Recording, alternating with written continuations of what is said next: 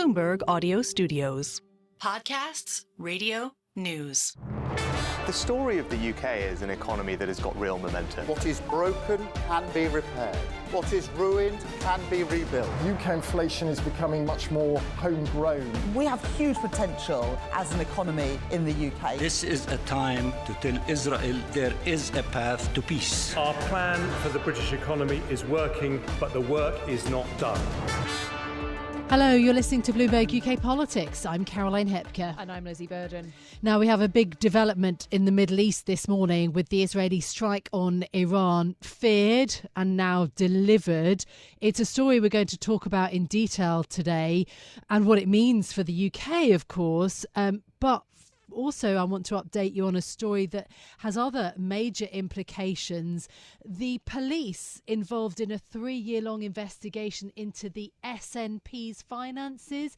They have charged the former First Minister Nicola Sturgeon's husband, the former party chief executive, Peter Murrell. Yeah, you'll remember a year ago we reported on him being arrested. It sent shockwaves through Scottish politics. Well, yesterday morning he was taken in for questioning again. Officers, though, say he's no longer in custody, but with legal proceedings now active, there are laws on what we can and can't say. The important thing to note, Caroline, is that the high-profile case is coming at a time when the election is on the horizon and the SNP's dominance of Scotland is really in question. Labour overtook the SNP in Scotland, polling for the first time since the region's independence referendum a decade ago. This is according to a YouGov survey last week. So it's really an important story that we'll be following on the podcast. Yeah, absolutely. But one that we're a bit limited in our ability to discuss. And so, to the story that I mentioned, Iran, which has now acknowledged that Israel did do something to it. Iran says a drone strike that failed. Israeli media reports say that it involved missiles, though Israel officially silent on the incident that happened overnight, UK time. Bloomberg learned also this morning from 2 US officials of this Israeli attack against targets in the west of the country. All of this follows Tehran's drone and missile attack on Israel over the weekend. That, in turn, was retaliation for the bombing of an Iranian consulate in Damascus. It's an unprecedented attack that Iran took out on Israeli soil last weekend. Why is it so important to the UK? Of course, Britain helped to repel that Iranian assault on Israel, along with the United States, of course, France and others.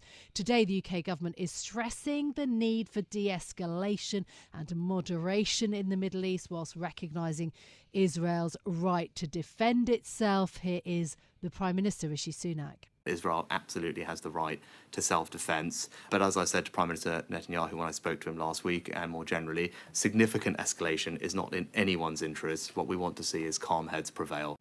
So that was Sunak's response this morning, of course, speaking on the airwaves. And we were discussing the situation with Lizzy Newman, head of global macro geopolitics at Eurasia Group this morning, speaking to Stephen Carroll and me on Bloomberg Radio. We've now entered into a new, more precarious phase. Markets are on edge with this geopolitical tension. As we know, over the weekend, Iran launched more than 350 missiles and drones into Israeli territory.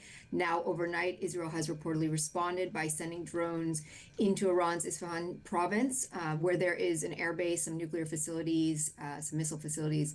It appears really that it was the airbase that was the target, and that's significant because we know that Iran's IRGC leadership has indicated that they may consider a change in policy on nuclear should their nuclear facilities be targeted by Israel. So where we are now, what we know is that the international community, the U.S. certainly did not want to see Israel take any further action. They applied quite a bit of pressure, even if it was behind the scenes, to ensure that restraint was shown. But everybody's waking up this morning with the realization that the volatility and uncertainty in the Middle East is really not going away. So that was Eurasia Group's Lizzy Newman. And joining us for more analysis now is our EMEA News Director, Rosalind Mathieson. Ros, what do you think the intention of the Israeli strike was? Well, from what we can see so far from what happened, and Israel, of course, is never going to confirm this or not necessarily going to confirm it officially, is it looks like there was a missile strike of some form on this area of western and central Iran. It's one of the key cities in that area, and it's also the location of a key military base, Air Force base, but also some of Iran's nuclear facilities. And it does seem the intent was to hit the airbase and not the nuclear facilities. And so again, we're in that realm of tit for tat calibrated responses, trying to work out how to do something that doesn't in turn invite even further retaliation that allows them to both say they've done something against each other, but avoids the idea that we're going to end up in a much broader and possibly even more dangerous regional conflict, because even Iran doesn't want that to occur. So what we've got is both sides targeting each other, but trying to game out those strategies where they can say that they've shown their assertiveness without tipping the other one into an even bigger response. Absolutely. Quite some diabolical dance in a way, isn't it, as the rest of the world watches on? I mean, what about the Iranian response then to the Israeli attack? It does seem to be that they're trying to play it down again in this kind of manoeuvring scenario. Well, they are. In fact, they're saying that what Israel did was drones and not missiles, and said it was unsuccessful, which of course is a narrative that Iran would propagate regardless. But what's interesting is state media today in Iran, state broadcasters, are very much coming out with this message that it's business as usual. They're showing footage of the area, the nuclear site of the city, with traffic going as normal, broadcasting that life really is going on unhindered, and certainly no damage or effect on the nuclear site, as mentioned. And so they're kind of downplaying this. They're not saying that this was a massive strike by Israel, and there is a bit of rhetoric, of course, about, do we need to respond? But really, they're kind of saying that they view this as done. And it's interesting to see that that's possibly a message for a domestic audience also. But certainly, again, it's Iran sending that message that even they don't want this to escalate further from here. Okay, that's interesting. I wonder where the UK is in all of this, because the Foreign Secretary David Cameron met with Prime Minister Benjamin Netanyahu on Wednesday. Did Israel heed pressure from the UK? Does the UK support these strikes on Iran by Israel?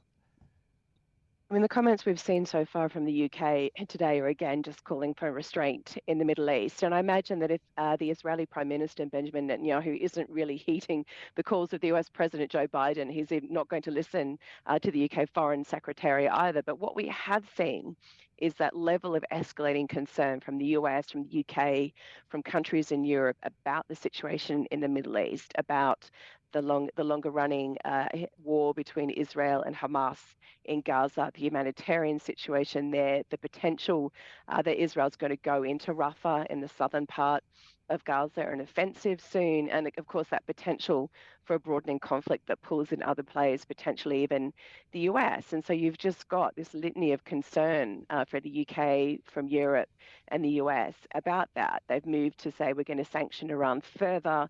That's possibly to placate Israel to some extent also.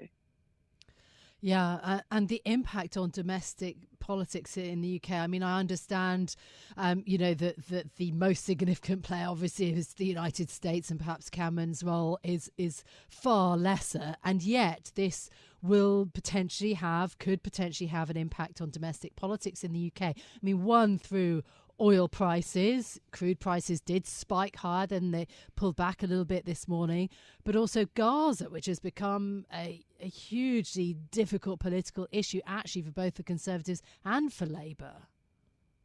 Well, that's right. I mean, Gaza particularly has been very, very fraught. And as you say, not just for the Tory party, for the ruling party, but also for Keir Starmer and his Labour Party, because, traditionally Labour has taken a strong stance in support of Palestinians and the Palestine question. And it's really, put Labour in a difficult spot because on the one hand, you can see those statements of support for Israel in the aftermath of the October 7 attack by Hamas, which was really an existential moment for Israel and a shock to it. But at the same time, again, the concern about the situation inside Gaza, and the longer this conflict goes on, and particularly again, if we do see Israel at some point soon mount that offensive inside Rafah, that's going to become again quite difficult in terms of the way that politically within the UK, the two parties handle it. Yeah, well, as you both say, it's really impacting domestic politics, the situation in Gaza, but then the tit for tat between Israel and Iran is almost seeming to distract from the humanitarian crisis. How much does that feed into the Gaza situation? Well, it's interesting today in Israel, what we're seeing on a lot of TV and people calling in, just general public calling in, is they're saying that they support Israel, obviously, in what it does, but they want the Israeli government to remain focused on what they see as the two key things here. And the first one is Gaza, again, because of the aftermath of the October 7 attack on Israel. And the other one is making sure that they're warding off Hezbollah, which is another Iranian-backed group, which has been attacking Israel from the north in Lebanon, and they don't want Israel getting distracted by picking a big fight with Iran directly or getting, yet another front for Israel to have to deal with. And so it's clear within Israel that people want the focus to be on Gaza, and the support there really is quite high for a military move into Rafah in the near term, possibly not during Passover, which is coming for Israel, but in the aftermath of that. Yeah, when people travel also to visit people a lot within Israel, a holiday moment in Israel. The other, I mentioned that it is a diabolical dance between Israel and Iran, and I say that because of the nuclear implications. The UK has been deeply involved with the US and others, trying to curtail Iran's nuclear weapons program, which was sort of admitted to in a way for the first time by a senior commander, Iranian commander, sort of reference to it, as it were, this week. I mean, again, how is the UK and allies, the US and so on, thinking about the nuclear weapons program, the threat there? Well, it's been interesting again because we didn't see the nuclear facilities targeted today, although Israel has warned that that was one of the scenarios. That's one of the possibilities. And Iran's nuclear program has been long-running and very contentious, including with the UK. Iran says that its nuclear program is for peaceful purposes. Others say that it's been using it to build a nuclear arsenal. And we saw, of course, the breakdown of the deal on its nuclear program under the Trump administration. That was putting some guardrails really around what Iran could do while allowing it to produce nuclear fuel, obviously for energy purposes. And the breakdown of that has really allowed Iran to proceed somewhat unfettered in its program. And really, for the UK and the US, the question is, at some point, do they try and resume that deal, at least to put guardrails around what Iran is doing? Is that completely off the table, at least politically, in the US going into an election cycle with the presidential election later this year? But it's certainly something that, in the event, especially that something happens to Iran's nuclear facilities, whether it's Israel or something else, then we're certainly very much in uncharted territory. Something I'm sure we'll return to on the podcast. Our EMEA News Director, Rosalind Mathieson, we thank you for joining us. Ros, thank you so much for your time. Well, if in 2016 elections were all about Twitter, in 2024 politicians are battling to dominate TikTok. It's far too cool for us, Caroline, so we're going to bring in an expert. We've got personal finance influencer Timothy Paul, who's also known as Temper Time on his social channels, where he gives advice on everything from mortgages to investing. Timothy recently sat down with the Prime Minister, Rishi Sunak, to discuss the spring budget. So, Timothy, welcome to the Bloomberg UK Politics podcast. It's good to have you on. You're far cooler than us. But look, when Rishi Sunak wore Sambas, immediately the internet branded him uncool. I wonder what possessed you to do this collaboration, given the risk of being cancelled? That is a very good question. And to be honest, my response would be I didn't actually think about that at the time. I thought about what an opportunity to go from making videos in my bedroom to getting the chance to sit down with the Prime Minister for even just 5 minutes, which it was. I thought there is nothing that's going to stop me from doing that. So I blocked out my schedule. Of called my mum and my dad, and I was like, yeah, I'm going to number 10. Can't wait. And to be honest, it was a great chat. I had a lot of fun. So yeah, I think it was a good chance, a good opportunity. That something like that, I think, surprised that it came about for someone like me. So I wasn't worried about the cancel culture, as it were. Look, it is extraordinary. Listen, you're in a very lucky position. It's the sort of interview that, traditional MSM journalists like myself maybe would really love to do as well. Look, the Prime Minister, though, what do you think his aim was in it was a number of influencers, of finfluencers. Why do you think he called on you? What do you think that you can, I suppose, give to the Prime Minister? Because he's got his own social channels that he's quite fond of sticking videos up on. Why do you think it's so important to have you guys in the room? Yeah, I think it's probably a case of him and number 10 realizing that there's a wider audience out there of young people who can't be necessarily reached by traditional forms of I guess the TV and radio and just standard kind of news. So they call upon someone like myself and Abby and who has that audience, I guess, the attention of the younger generation at the moment, especially from like 18 and up to like 25, 26. I think it's, I guess, an appreciation of maybe the voices that we have on social media, and I guess the platforms that we've managed to build. I'm really curious what it was like. I'm just really curious what it was like in the room, how it went down in Downing Street. Did you have all the 20-something special advisors breathing down your neck as you created the content? There was a few people in the room, yeah, more than I was expecting. But it was all actually very, very laid back.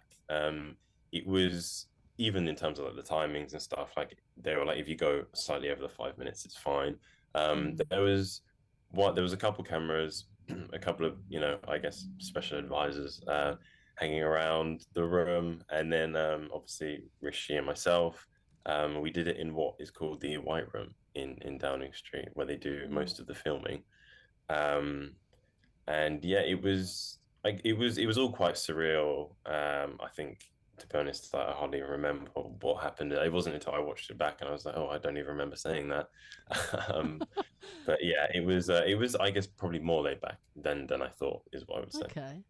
Look, I've got to ask, the other thing is also, and it's an issue that's come up with influencers in different ways, but about whether you were paid for it, whether there was a lot of oversight in terms of the content that you put out there, like the crossover between, between it being your own opinion and the access and so on. I mean, were you paid? I was not paid. No, I was not paid. I would have paid to do this opportunity. Do you vote Tory?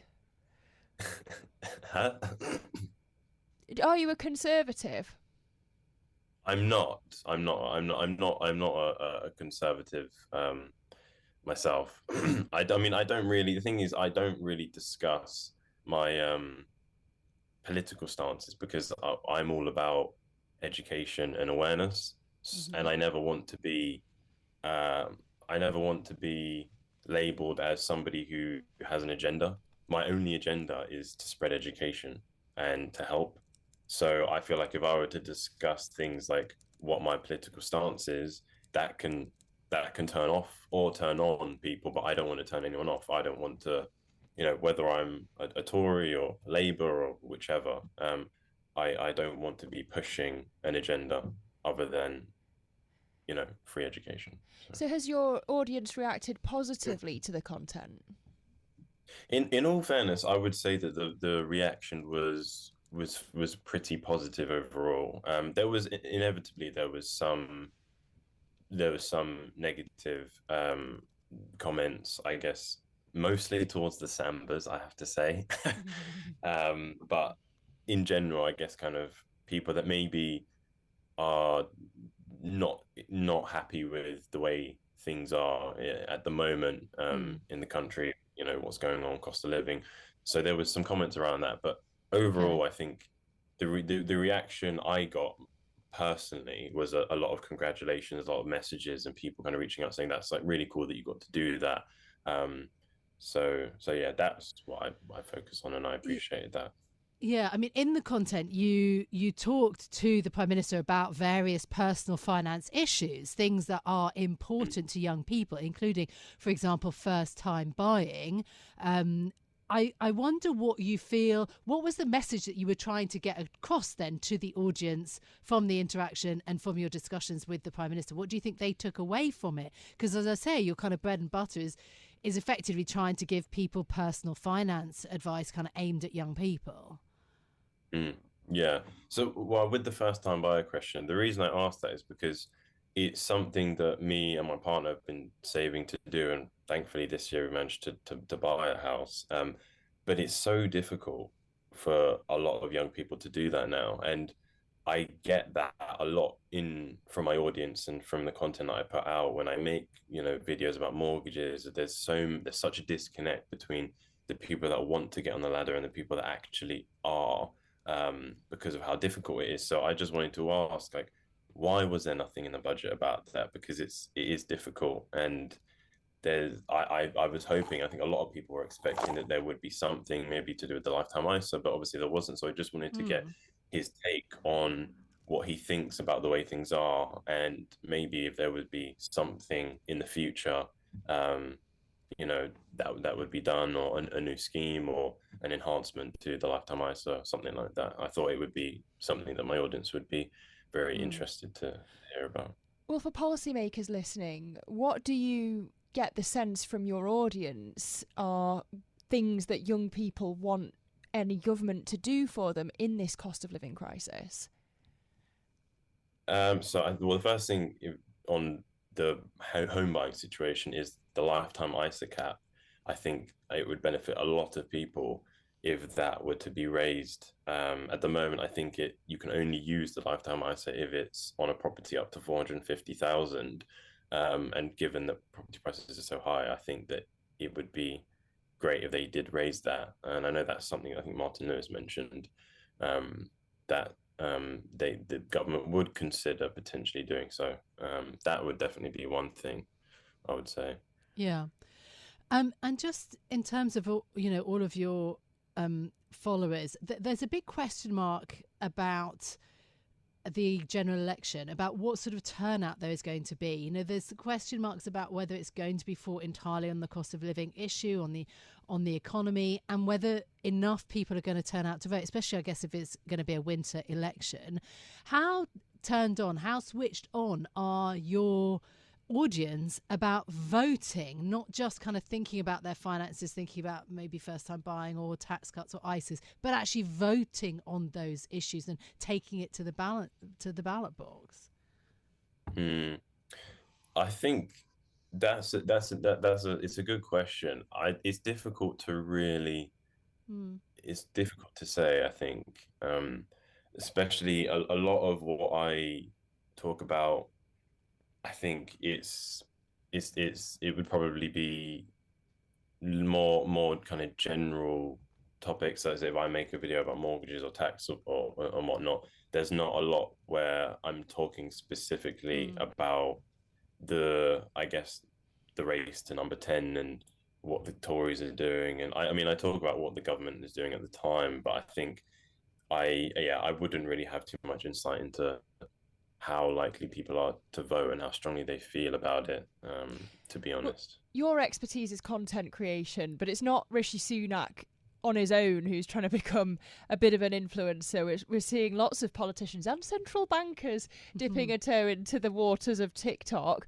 What's your advice to them when they're trying to conquer social media in 2024? I think the main thing I would say is you have to be a little bit different. I think the politicians give themselves a bad name for tiptoeing around questions, not really getting to the point, and everything always seems so proper and perfect when it comes across on TV, and it can rub people up the wrong way. With social media, it's an opportunity to really strip it back and You know, you can have a video where I'm literally just sat here talking to the camera with no script, and it's completely informal, and that can reach 1 million people within 2 days.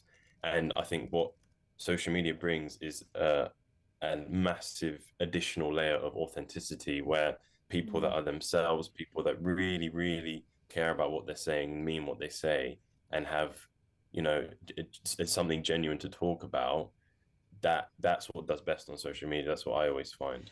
So I think that any politician that is trying to connect with, especially the younger audience on social media, I guess the advice is to rip up the scripts and all of the perfect, you know, the way that things come across. I think just make it more genuine, just make it informal, make it casual. That's I think the best way to approach it. I mean, I suppose my question to that is, I get the the authenticity, the thing that cuts across on social media. The bit that sometimes concerns, and I think it concerns regulators about influencers and stuff, is the take up of cryptocurrency, of advertising certain things online, and of a kind of trying to help retail investors with really difficult decisions with kind of short social media sort of bites. It's really dangerous territory, I think, for some. And I wonder what you kind of think about that. I guess being an influencer dealing with, complicated financial issues, quite hard to kind of get that balance right, and obviously you can't kind of give people financial advice in that straightforward a way. How do you kind of navigate that? It's a learning process, definitely. Over time, you start to realize, I think at the start, I maybe didn't realize how much power my voice carries. So a lot of the content I make now, it's, if I make a video about investing, I'm never going to say to my audience, invest in this because it's great. Even if I make a recommendation, the likelihood is a lot of people are going to act upon the recommendation without doing their own research and considering, is it right for me and their personal situations. It can be a sense of, you do get kind of blind followers. So it's always about educating people so that they have more information after your video than they did at the start. So I might talk about some of the different investing funds that are out there, rather than necessarily saying this is the best one, do this. It's about educating people on what is out there, what options are available. I think that's the best way to approach it. And in terms of regulation, I think all industries, they need regulators, because you get those that try to abuse, and they, I guess, ruin the fun for the people like me who try and be authentic and genuine and actually want to help. So I think slowly, from when I started to where I am now, there's so much more regulation. There's so much more that goes in when you do a brand deal, when you work with brands. There's a lot that the brands need to consider to make sure that, things are above board. And in line with ASA guidelines and all different things like that, and the FCA. So more is, I think, as people realize how big the space is getting and content creation is only growing, social media is only growing, and the number of users is growing, I hope that the regulation grows with it.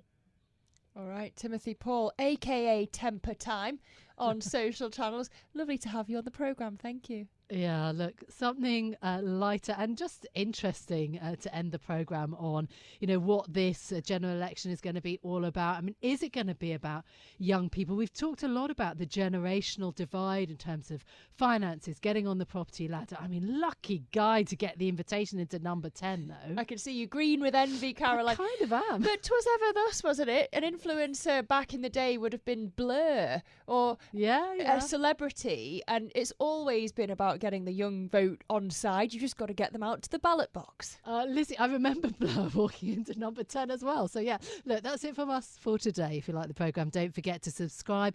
Give it 5 stars so that other people can find it on Apple Podcasts, Spotify, or wherever you listen. This episode was produced by James Woolcock and Tiwa Adebayo, and our audio engineer was Sean Guastamakia. I'm Lizzy Burden. And I'm Caroline Hepker. We'll be back with more next week. This is Bloomberg.